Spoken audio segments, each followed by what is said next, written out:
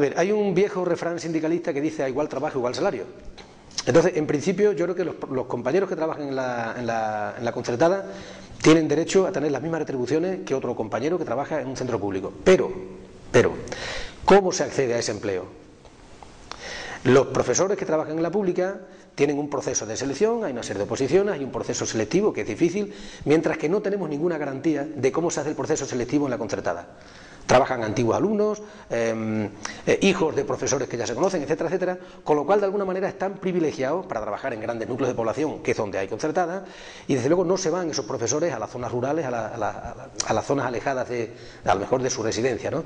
Entonces yo creo que la reivindicación salarial sí, pero tenemos que introducir ahí elementos de control y elementos de claridad en el acceso al trabajo en la concertada, porque de alguna manera es trabajo público, está pagado con fondos públicos. Entonces ellos no sufren ningún proceso selectivo, cómo acceden a ese puesto de trabajo, mientras que sus colegas que están en la pública, pues sí sufren ese proceso selectivo que es muy duro y muy traumático.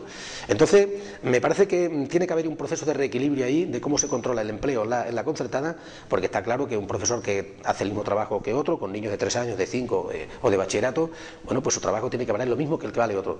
Pero hay que reconocer que el proceso selectivo es distinto y quizá habría que introducir elementos de control y eso de capacidad, publicidad y mérito para acceder a esos puestos de control.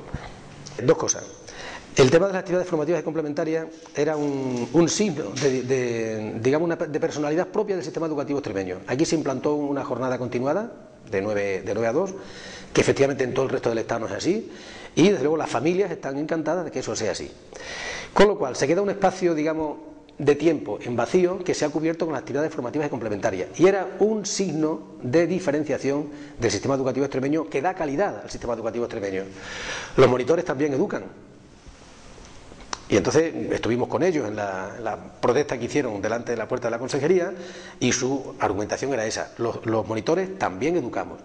Y yo creo que eso es simplemente que han sido víctimas de los recortes presupuestarios del señor Vara, siguiendo los dictados del señor Zapatero. O sea, hay que gastar menos en educación. ¿Y por dónde han empezado? Por la parte más débil. Sabemos que ellos tienen unos contratos, bueno, que están ahí en el borde de lo que es legal, de lo que no sería legal. Son contratos muy modestos, naturalmente, las cantidades que perciben son modestas. Entonces, el eslabón más débil, cuando una cadena se rompe por el eslabón más débil. Y han metido la tijera a recortar las actividades complementarias. Naturalmente, yo creo que cada año hay que hacer una evaluación. Yo he buscado, si hay por ahí alguna evaluación de esas actividades. La consejería no la tiene. Hay actividades que efectivamente son más reclamadas que otras, y otras que tienen poca demanda por parte de las familias. Entonces, esa demanda y esa oferta debía renovarse cada año. Hay actividades que a lo mejor pueden dejarse, pero hay otras necesidades nuevas que surgen. Ahora, yo creo que la tarde tiene que estar cubierta con actividades educativas, y es lo que hacía ese sector. Nosotros estamos con ellos y nos creemos que habría que recortar, desde luego de educación no, que recorten de los altos cargos, de los asesores, de donde sea, o de ciertos programas de la juventud que muchas veces a lo mejor no son lo suficientemente productivos. Si hubiera que recortar, que yo creo que educación es la penúltima cosa, quizá la última sería la dependencia y la penúltima educación.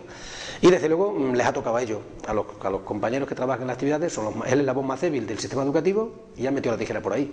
Yo espero que eso se arregle y se corrija, y que si algunas actividades ya tienen menos demanda, se sustituyan con otras. Y tengo que hablar de informática, idiomas, teatro, hay muchísimas que son muy atractivas para los chavales, y lo que hay que hacer es ofertarlas. En Extremadura, sí. De luego, lucha por el empleo. Pero ciertamente el empleo depende sobre todo de la política global, y no solo ni siquiera de España, sino del área europea. Por lo tanto, nosotros tenemos que trabajar fundamentalmente en la lucha por evitar la marginación social y la pobreza.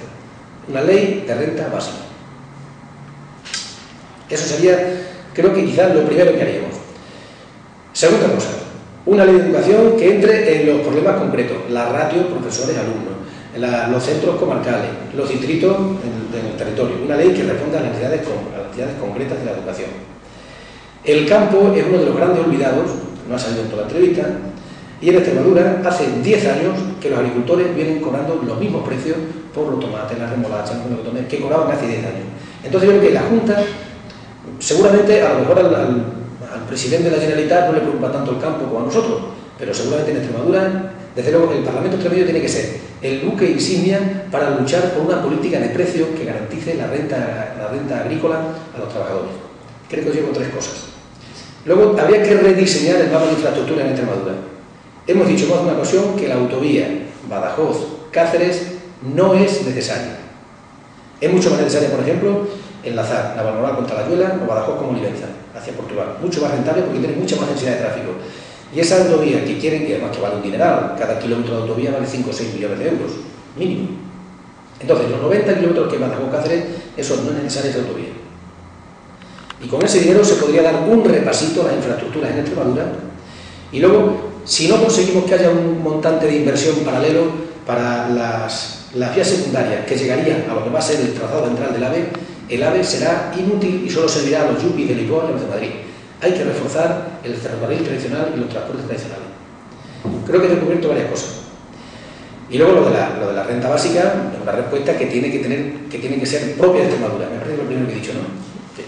Yo me conformo con eso, en principio.